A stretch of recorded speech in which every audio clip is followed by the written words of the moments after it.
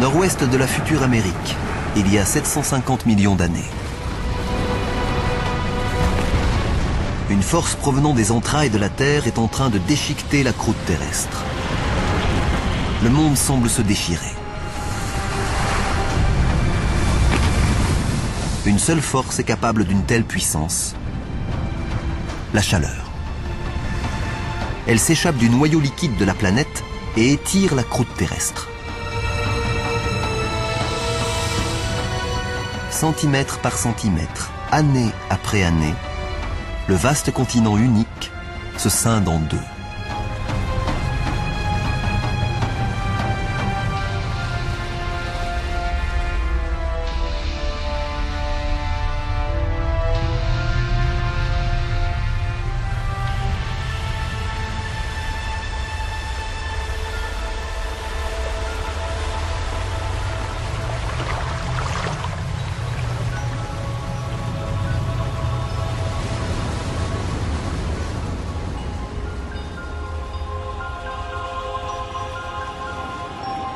Cette activité géologique intense a engendré d'innombrables volcans.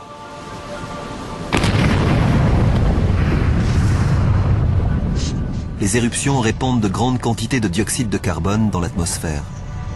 Le ciel est saturé de gaz et de cendres.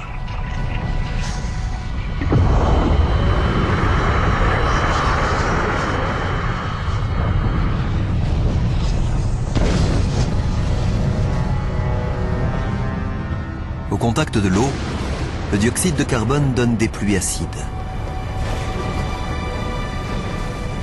À la surface de la Terre, la roche, très exposée en cette période d'activité géologique extrême, s'imprègne du gaz carbonique charrié par les pluies acides. Un processus au cours duquel la croûte terrestre va absorber une grande partie du dioxyde de carbone présent dans l'atmosphère.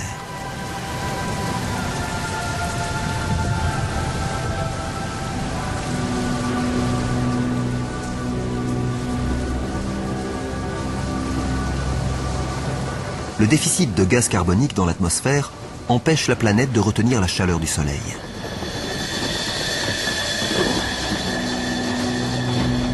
En l'espace de quelques milliers d'années, la température du globe chute jusqu'à moins 50 degrés.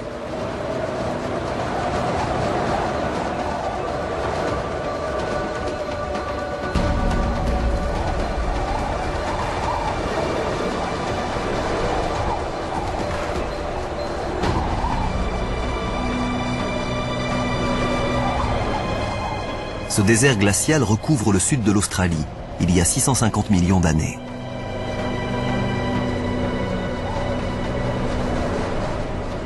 Il témoigne d'une phase que certains scientifiques appellent la Terre boule de neige, au cours de laquelle la planète aurait connu la plus longue période glaciaire de son existence. Une épaisse couche se forme. Rien ne peut l'arrêter. La formation de la glace favorise la réflexion de la lumière émise par le Soleil, ce qui accélère le processus de glaciation du globe. Au nord, une seconde couche se forme, tout aussi imposante.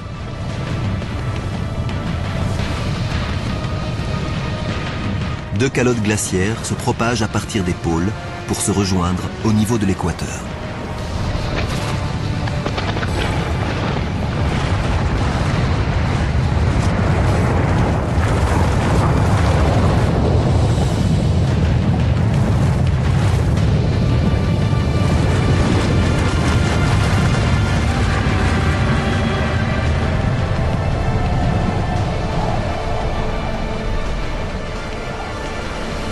À présent, une couche de 3 km d'épaisseur recouvre toute la planète.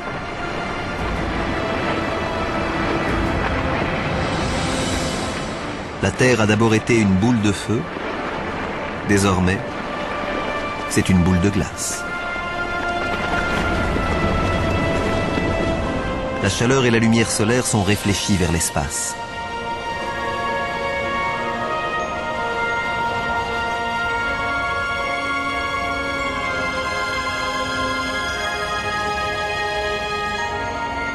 Rien, pas même le Soleil, ne semble pouvoir sauver notre planète.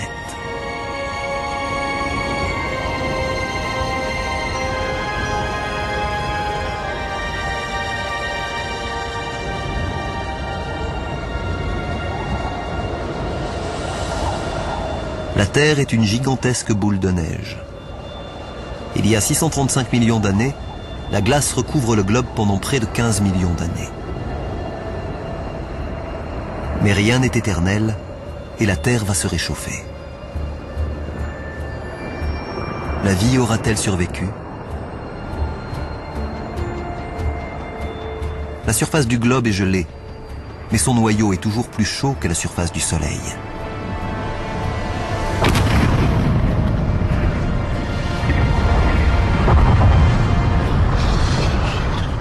Depuis le début de la période glaciaire, les éruptions volcaniques n'ont pas cessé.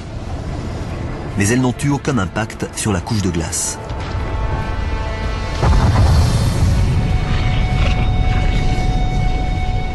Au fil des éruptions, des milliards de tonnes de gaz carbonique se répandent dans l'atmosphère. Avant la grande glaciation, la roche de la croûte terrestre en absorbait la plus grande partie. Mais maintenant que le sol est recouvert de glace, le gaz se répand dans l'atmosphère.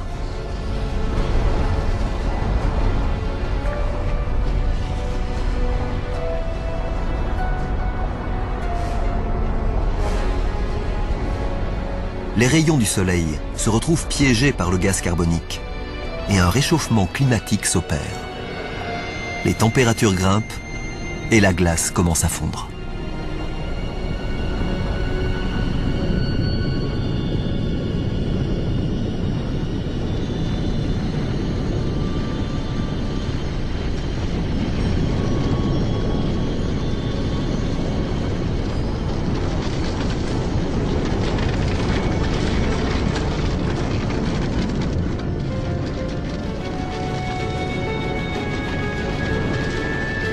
Les scientifiques supposent qu'au cours de cette longue période glaciaire, le poids de la couche de glace a affaissé la croûte terrestre. Lorsque la calotte glaciaire se met à fondre, le sol tend à se redresser, se fragilise et laisse émerger de nombreux volcans.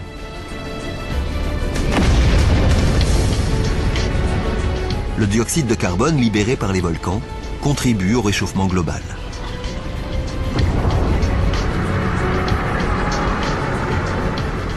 La fonte s'accélère et à travers une série de réactions chimiques, la glace libère d'énormes quantités d'oxygène.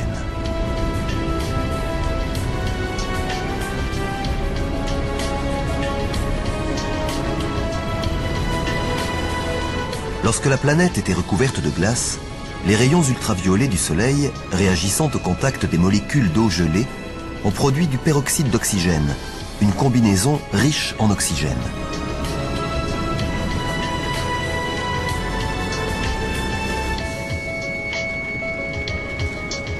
Maintenant que la glace est en train de fondre, le peroxyde d'oxygène se décompose et libère d'immenses quantités d'oxygène.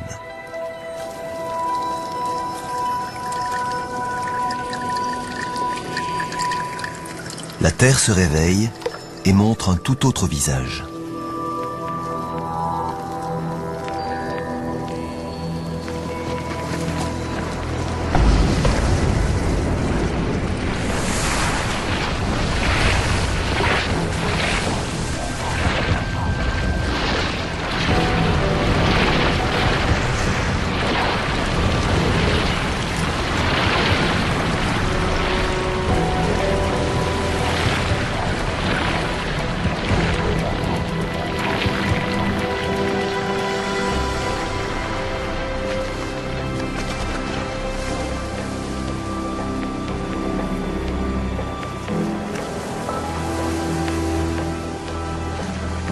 À présent, il y a 600 millions d'années, l'atmosphère s'est réchauffée.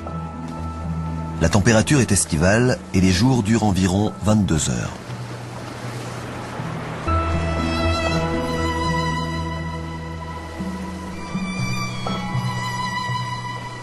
Avec autant d'eau, les conditions propres à l'émergence de la vie sont idéales.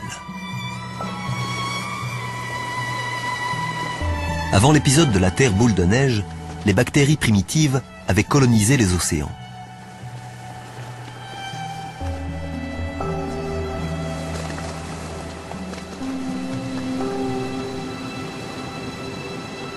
Alors, si quelque chose a survécu à cette période glaciaire de 15 millions d'années, Notre meilleure chance de la trouver est là où nous l'avons aperçue pour la dernière fois. Dans l'océan.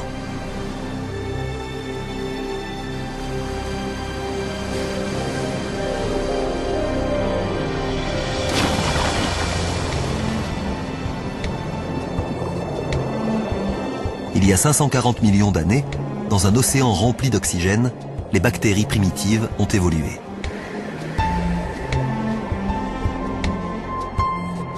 Une faible quantité a survécu à la glaciation, car le fond marin est couvert de plantes. Mais ce n'est pas tout. Cette créature étrange ressemble à une limace à carapace. C'est un vivaxia, qui appartient à une nouvelle génération d'organismes multicellulaires complexes.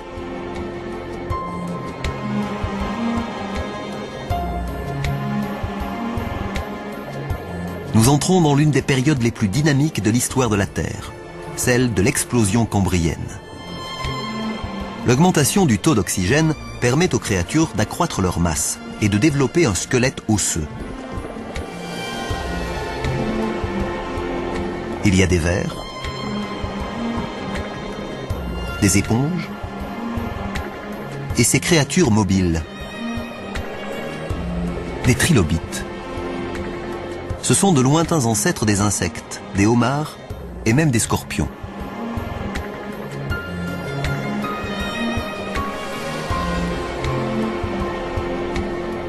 Dans les océans, la vie prospère. On y trouve des bactéries microscopiques et des monstres, comme celui-ci.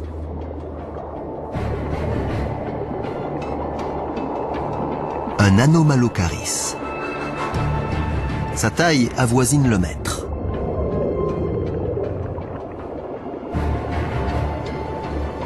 Il dispose de grands yeux, de dents acérées et de membres antérieurs.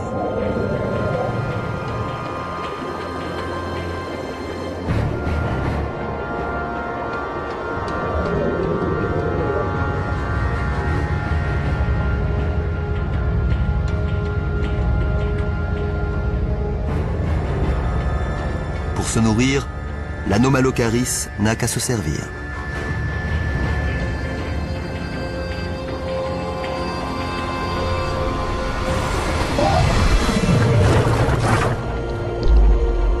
Le trilobite est incapable de se rétablir. Sa carapace ne protège pas son abdomen.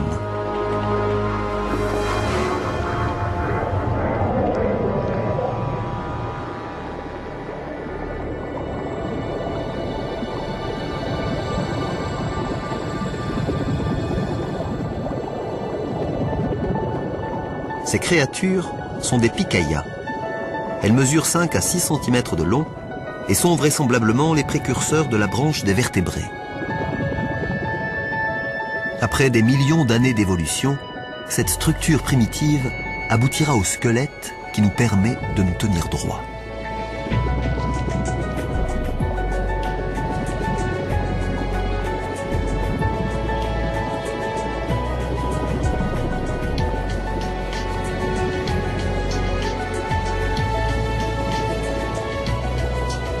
En plongeant dans l'océan, nous ne pensions trouver que les vestiges de la vie. Mais nous avons découvert un monde prospère et vivant, colonisé par les trilobites et autres Anomalocaris. Petit à petit, les créatures prennent des formes familières.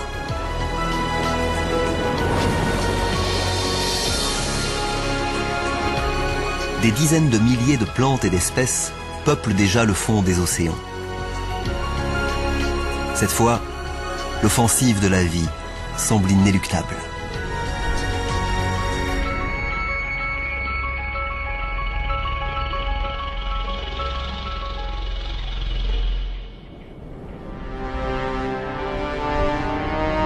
Mais qu'en est-il sur la terre ferme? Il y a 460 millions d'années, les plaques tectoniques ont encore bougé.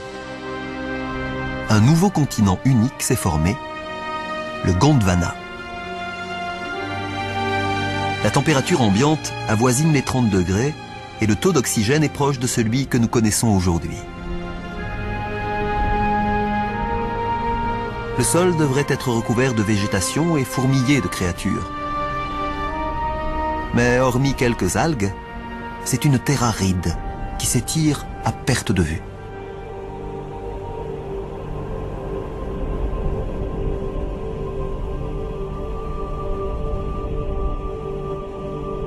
Il ne peut y avoir qu'un seul responsable. Le Soleil. Ses rayons meurtriers martèlent la surface. La vie complexe que nous avons observée dans l'océan n'a aucune chance de s'épanouir sur la terre ferme.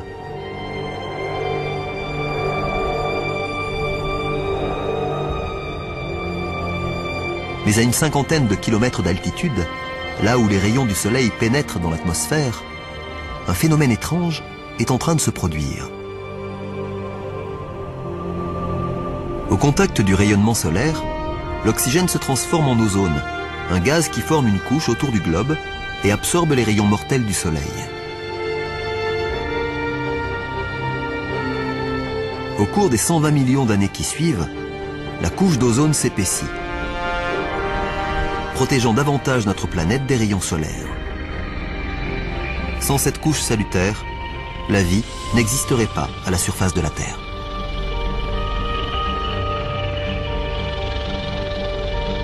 À l'abri du rayonnement solaire, la vie s'épanouit.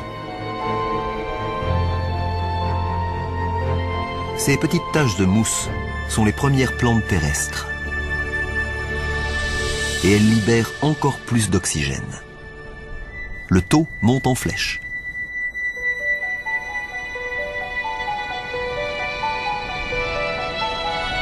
Nous sommes il y a 375 millions d'années.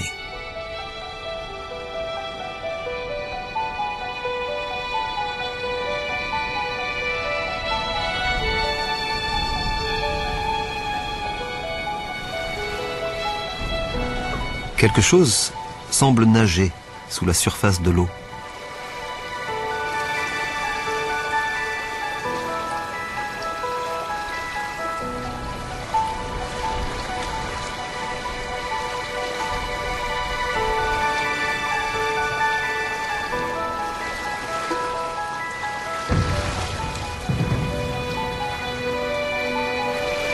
C'est un poisson étrange, un tiktaalik.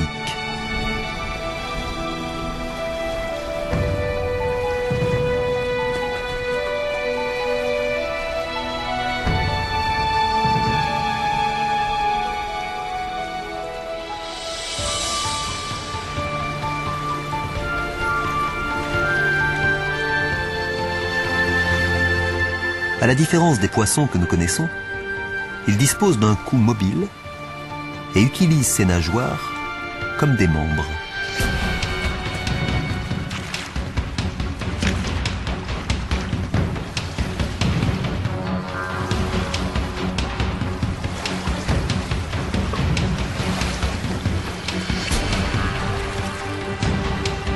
Cette créature est capable de se mouvoir hors de l'eau, là où la végétation est en pleine expansion. Ces animaux appartiennent à la catégorie des tétrapodes. Au cours des 15 millions d'années qui suivent, ils développent des membres plus robustes, passent davantage de temps hors de l'eau et finissent par coloniser la Terre. C'est à partir de créatures comme celle-ci que tous les vertébrés à 4 membres vont se développer. Les dinosaures, les oiseaux, les mammifères et enfin l'homme.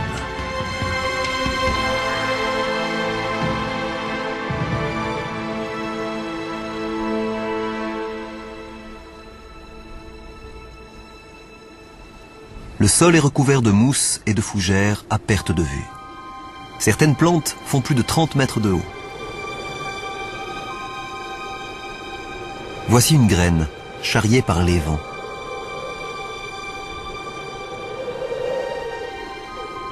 Jusqu'alors, les plantes se reproduisaient à l'aide de spores, des particules monocellulaires qui nécessitent beaucoup d'eau pour croître et survivre. Mais cette graine est à des kilomètres de tout point d'eau. Elle doit disposer de ses propres réserves pour se développer.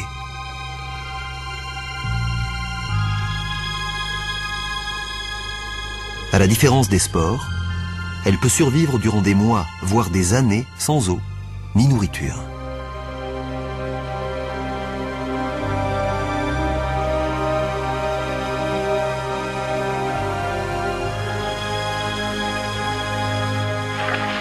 Cette modeste graine répand la vie à travers le globe.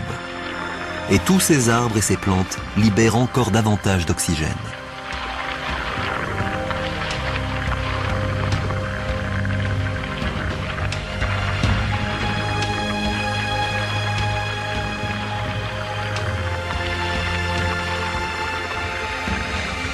Nous pourrions respirer l'air qui circule. Nous pourrions vivre ici, maintenant.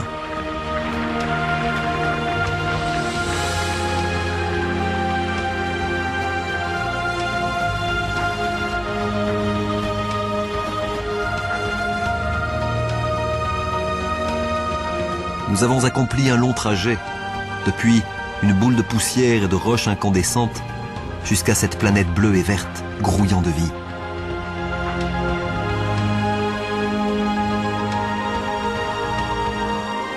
Il n'y a pas encore d'humains, mais il y a des poissons, des plantes et cette créature. Une libellule. Une libellule de la taille d'un aigle. Cette géante s'appelle Meganeura.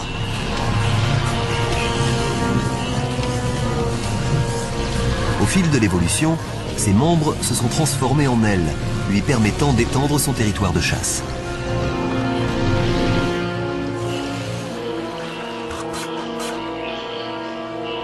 Il y a des mille-pattes, des araignées et toutes sortes d'insectes. Ces créatures, des arthropodes, sont parmi les premières à avoir colonisé la terre ferme il y a 400 millions d'années. Elles sont très semblables aux insectes que nous connaissons aujourd'hui. À une différence près, elles sont gigantesques.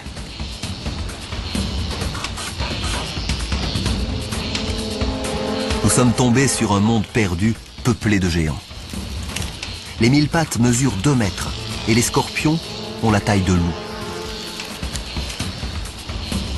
La forte teneur en oxygène de l'atmosphère rend leur système respiratoire plus efficace, permettant aux insectes d'atteindre des dimensions bien plus importantes qu'aujourd'hui.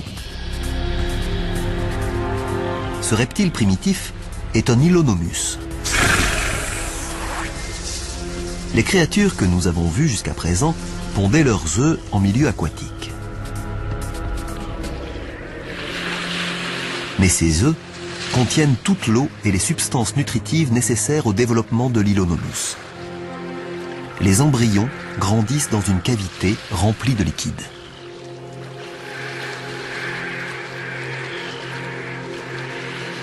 L'œuf constitue une avancée décisive dans le cycle de l'évolution.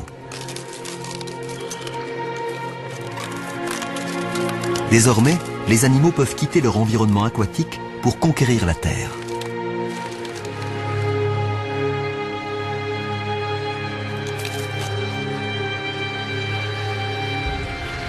Ce bébé Hylonomus va ouvrir la voie. C'est une nouvelle forme d'espèce, un reptile.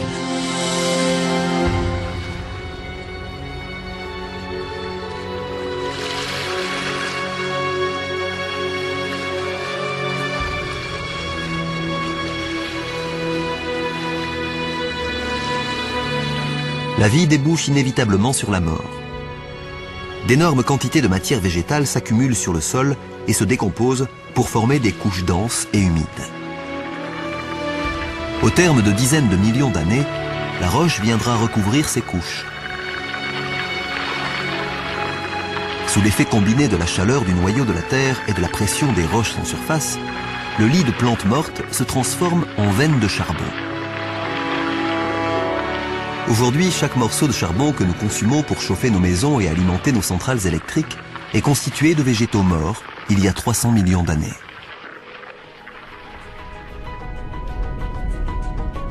Mais nous n'en sommes qu'à la moitié de l'histoire. Au cours des 300 millions d'années qui vont suivre, la Terre va se métamorphoser de nombreuses fois.